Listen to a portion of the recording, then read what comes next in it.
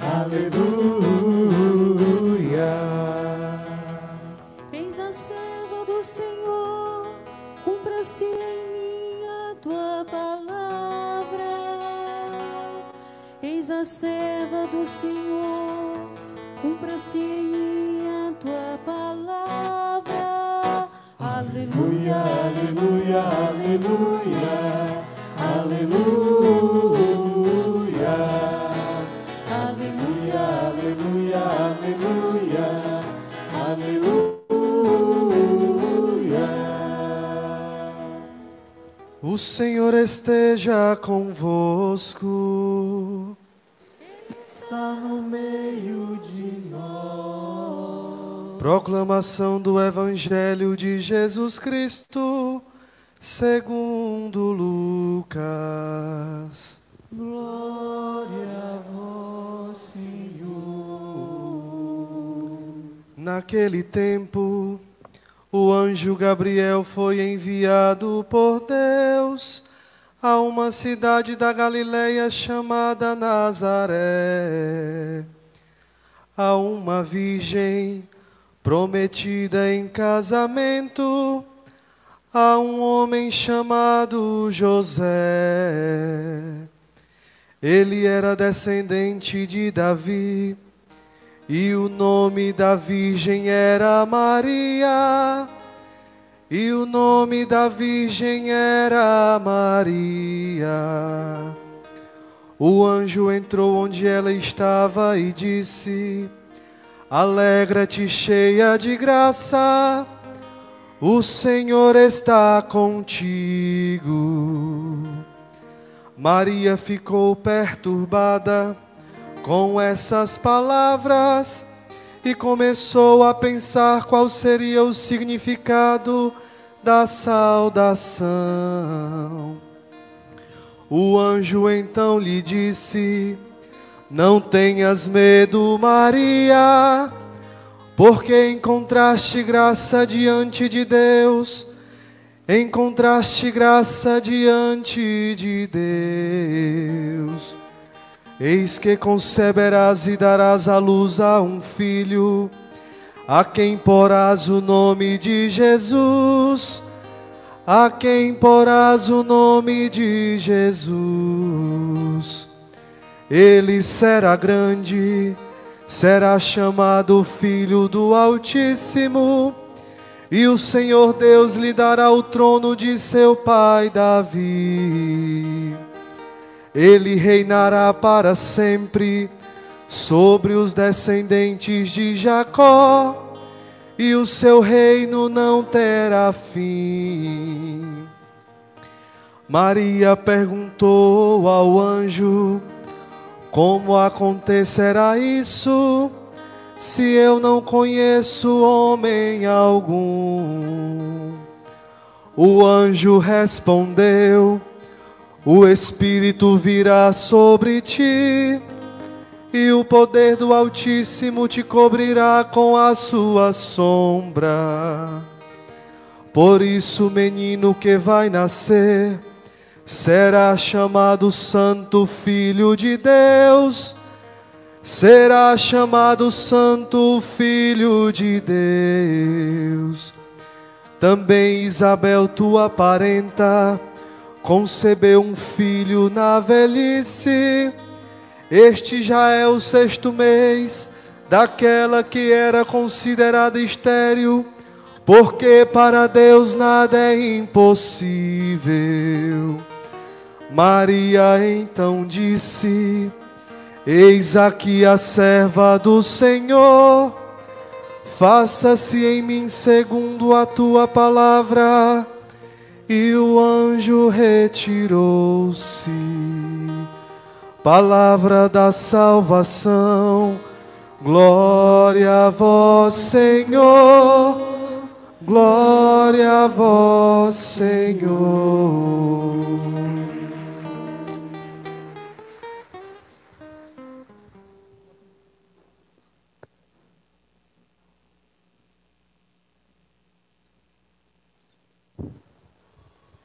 Olha, meus irmãos e minhas irmãs amados, Nós estamos celebrando a última semana do tempo do Advento, nos aproximando do mistério do nascimento do Senhor.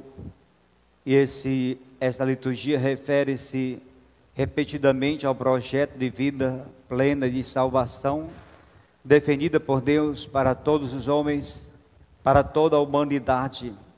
Esse projeto anunciado no Antigo Testamento pelos profetas, ele se concretiza agora em Jesus, ele torna-se concreto de maneira tangível, de maneira plena em Jesus, da encarnação do Verbo. A primeira leitura de 2 Samuel, os livros de Samuel, 1 e 2 Samuel, referem-se a um dos momentos mais importantes da vida do povo de Israel.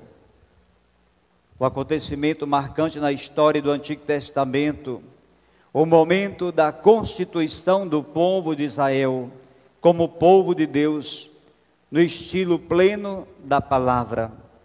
É durante a época do livro de Samuel que aludem pela primeira vez na sua história sobre as tribos do norte, as tribos do sul, do norte Israel, do sul Judá, que estão unidas no mesmo governo, mesmo rei Davi, une o norte, a tribo do norte e a tribo do sul, e assim constitui o povo de Deus. E é interessante que Davi foi sábio ao escolher a capital do seu reinado. Ele não quis favorecer nem o reino do norte, nem o reino do sul. Escolheu uma capital que fosse neutra, Jerusalém, a sede do seu reinado. Isto acontece no final do século XI, início do século X antes de Cristo. O rei Davi estava preocupado com a arca da aliança, porque a arca estava alojada numa tenda, enquanto ele morava num palácio de cedro. Ele achava absurdo e desejava construir um templo para a morada da arca de Deus.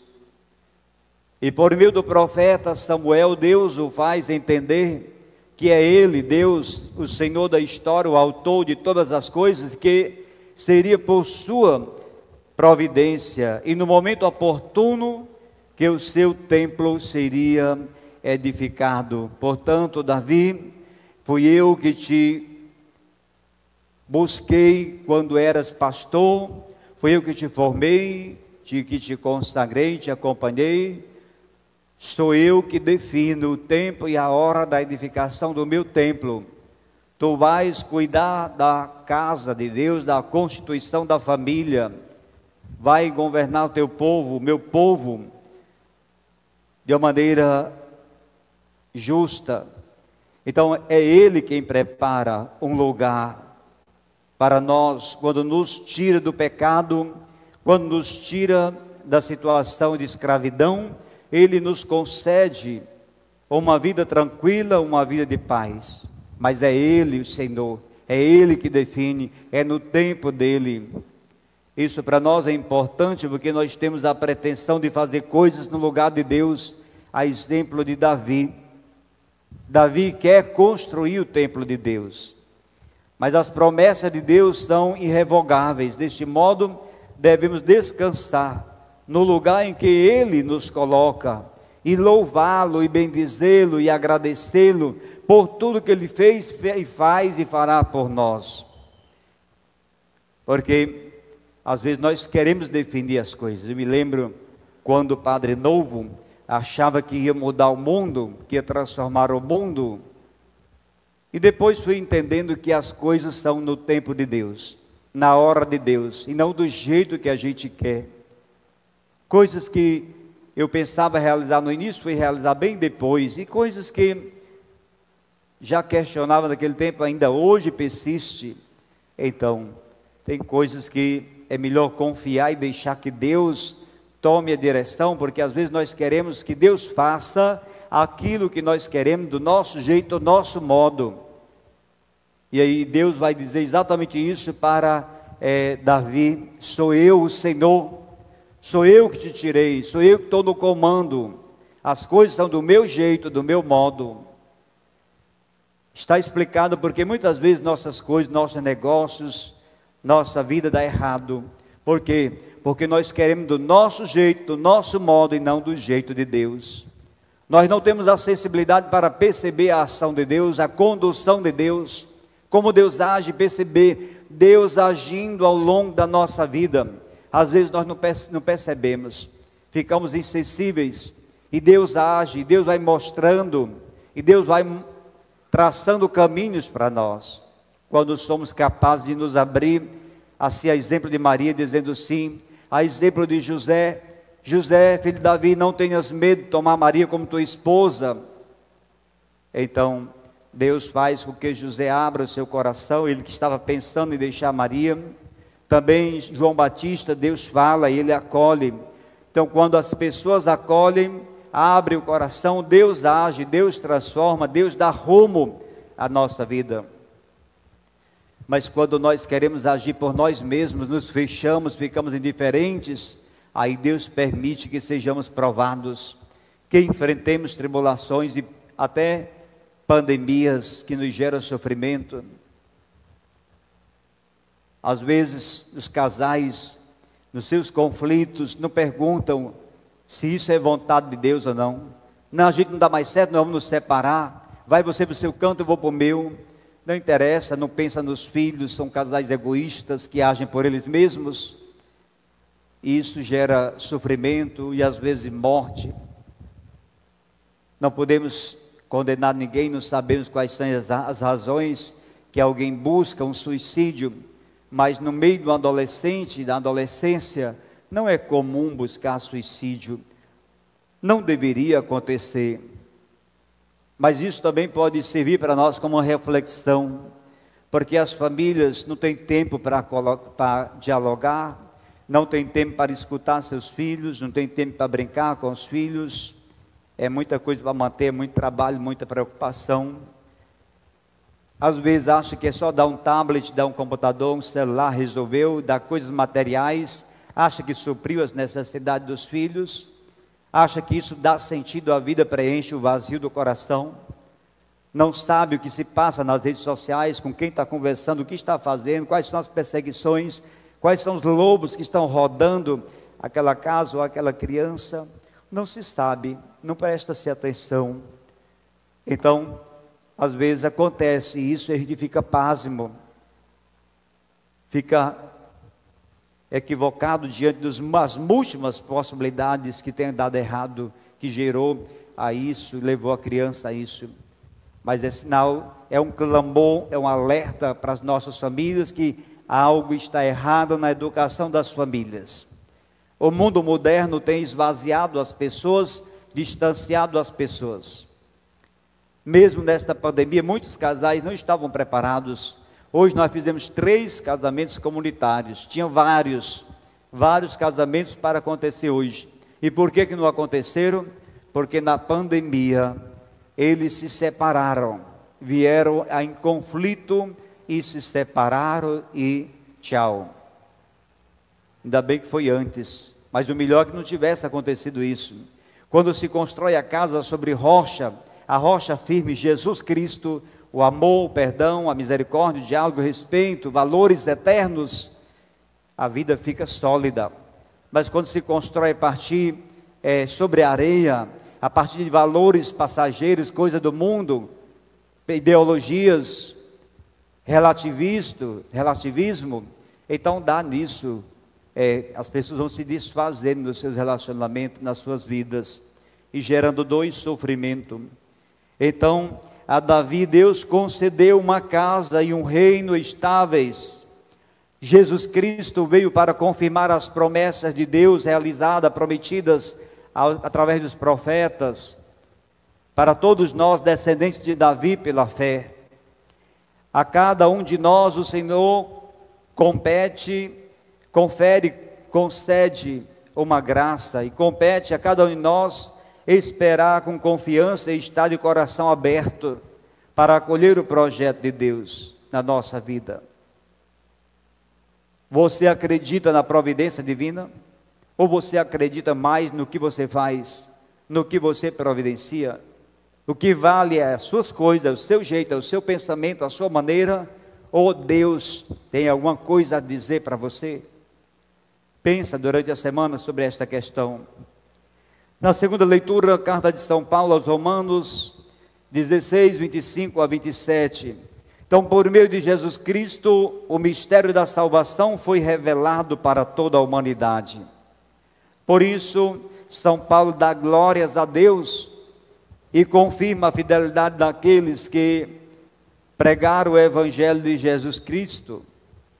Este mistério é desvendado para nós na medida em que nos aprofundamos no conhecimento de Deus, no conhecimento da palavra de Deus, anunciada pelos profetas e por meio também de Jesus Cristo, a boa nova de Jesus Cristo. Os profetas nos anunciaram a vinda do Salvador dos homens. E o que as Escrituras profetizaram aconteceu com a vinda de Cristo, a vinda de Jesus, o Messias. Portanto, queridos, a salvação é para todas as nações. No entanto, nós sabemos que muitas não querem saber de salvação, nem de Jesus, nem de cristianismo. Nações perseguem o cristianismo. A velha Europa hoje se torna carrasca perseguidora dos cristãos. Hoje já foi o berço do cristianismo. Hoje está em alta os muçulmanos com as suas famílias numerosas, enquanto os cristãos, influenciados pela ONU, que queria controlar a população do mundo, incentivou o controle de natalidade e a esterilidade em muitas famílias, e os cristãos foram só diminuindo o número de pessoas, o número de famílias. E ademais, ainda para controlar essa população mundial, ainda incentivou a relação homoafetiva, porque é uma relação que não procria, que não gera filhos. Portanto, uma relação que não tem como fazer a população crescer. E assim o controle de natalidade vai acontecendo de outra forma, de outra maneira. Então essas políticas estão em voga atualmente nos planos, há muito tempo e atualmente nos planos das Nações Unidas.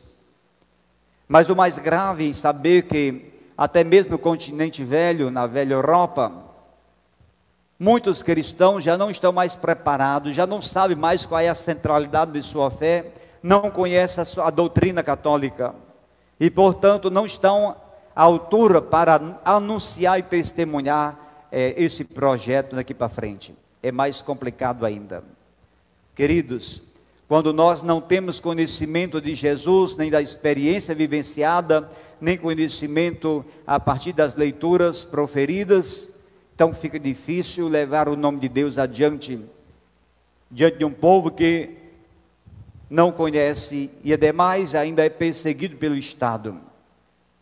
Os muçulmanos são privilegiados, aparicados pelo Estado, ao passo que os cristãos são perseguidos porque são minoria. Numa democracia deve-se respeitar tanto a maioria como as minorias. Todas as minorias devem ser respeitadas. Então é importante que nós tenhamos essa consciência, porque no Brasil nós temos mania de copiar os outros, e copiar América do Norte, copiar Europa. Então também os vícios e as coisas erradas acabam entrando aqui, como entrou o coronavírus, que veio de avião para cá, pelo Brasil. Não foi os pobres que trouxeram, foi aqueles que vinham passeando e batendo perna pelo mundo, ou negociando pelo mundo, que trouxeram. Começou pela aldeota, pelos bairros ricos, depois foi se estendendo até as periferias, e depois o interior. A segunda onda vem de novo de lá, vem de novo. Então, é preciso estar atento a isso, irmãos e irmãs. Então os profetas anunciaram a salvação de Deus. Para muitas pessoas o mistério da encarnação e da redenção ainda não foi revelado, e cabe, portanto, a nós Cabe a nós que já experimentamos o ressuscitado, cabe a nós que já temos conhecimento da Escritura, suponho que tenhamos. Sejamos obedientes à palavra, sejamos capazes de dar conhecimento desse mistério a todos os vossos filhos e netos e bisnetos e as gerações que virão pela frente. Proclamar a glória de Deus pelos séculos dos séculos. Amém.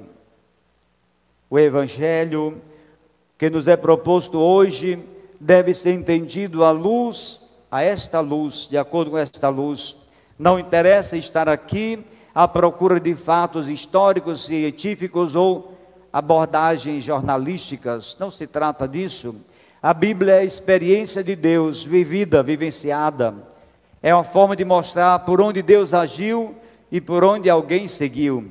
É a experiência de um povo que procurou conhecer a sua história, a sua experiência, suas origens, e como esse Deus foi se manifestando, foi se revelando e foi mostrando a este povo por onde caminhar. É isso que é a palavra de Deus. Então, interessa perceber a catequese cristã primitiva que aqui nos ensina, através destas narrações, sobre Jesus, sobre a sua pessoa e a sua proposta. Esta cena do Evangelho situa-nos numa aldeia da Galileia, chamada Nazaré.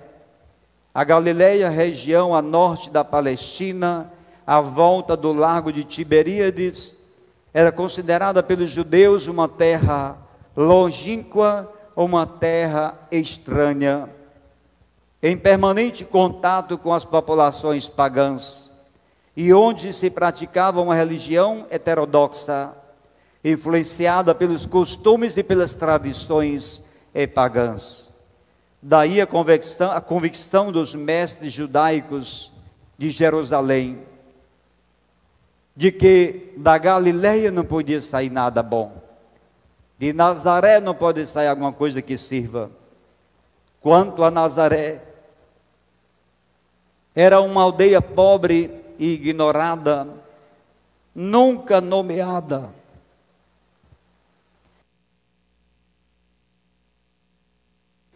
Nunca nomeada na história religiosa judaica e, portanto, completamente à margem dos caminhos de Deus e da salvação. E por incrível que pareça, é exatamente lá que o Senhor escolhe nascer. O nosso Deus é o Deus esplendoroso, que confunde os sábios, mas que vai ao encontro dos pequeninos e revela a eles sua glória, e chama lá de Nazaré, chama uma jovem, chama um homem que possa acolher e ser família do Filho encarnado, do Verbo encarnado. Então, é importante perceber isso, porque o anjo Gabriel foi o grande anunciador da salvação de Deus. Queridos, quando alguém deseja receber de Deus um comunicado, eu queria agir, queria que Deus me iluminasse, que Deus me dissesse algo, peça essa comunicação do arcanjo Gabriel. Ele é o comunicador de Deus. Peça a Deus através do arcanjo que te traga as boas notícias. Quando alguém está perseguido, em conflito, em situações de perigo, é hora de pedir a proteção de São Miguel com a sua espada, cortando o mal, dilacerando o mal de tua vida. Quando alguém está espezinhado, angustiado, enfermo, ou com problemas espirituais ou físicos na saúde, é hora de São Rafael entrar em cena, a cura de Deus. Então, neste Evangelho nós vemos São Gabriel, o comunicador de Deus, falando a Maria: não tenhas medo, alegra-te. Alegra-te. Maria, cheia de graça, repleta da graça, foi escolhida para ser a detentora desta grande revelação de Deus. Então, por meio do anjo, por meio de Maria, o Senhor nos dá recados que são para nós mensagem de ânimo e de coragem, de confiança. Ele diz: alegra-te. Quem está triste, alegra-te. O Senhor está contigo. Não tenhas medo. Para os medrosos, o Senhor diz: não tenhas medo, eu estou contigo. E ainda ele diz: conceberás e darás à luz um filho, Jesus. Ou ainda, o Espírito Santo virá sobre ti, como veio sobre Maria, virá igualmente sobre ti. Creia, acredite e acolha esta graça de Deus. E ainda, para Deus nada é impossível. Portanto, queridos, a cada um de nós que também somos escolhidos para assumir a salvação do Senhor, Ele diz que devemos nos alegrar com a manifestação do Espírito Santo de Deus, que tem o poder para fazer maravilhas na vida nossa, no meio do seu povo ainda hoje. O anjo Gabriel fala também para você, para mim, para nós, para a igreja nossa hoje, para a nossa família. Alegra-te, o Senhor está contigo, não tenhas medo. Diga isso para quem está do seu lado. Alegra-te, o Senhor está contigo, não tenhas medo. Alegra-te, o Senhor está contigo, não tenhas medo. Digamos todos juntos, para você que está nos acompanhando agora através das redes sociais: alegra-te, o Senhor está contigo, não tenhas medo. E é com esta mensagem que eu quero encerrar esta nossa reflexão. Alegra-te, o Senhor está contigo, não tenhas medo. Amém? Louvado seja nosso Senhor Jesus Cristo.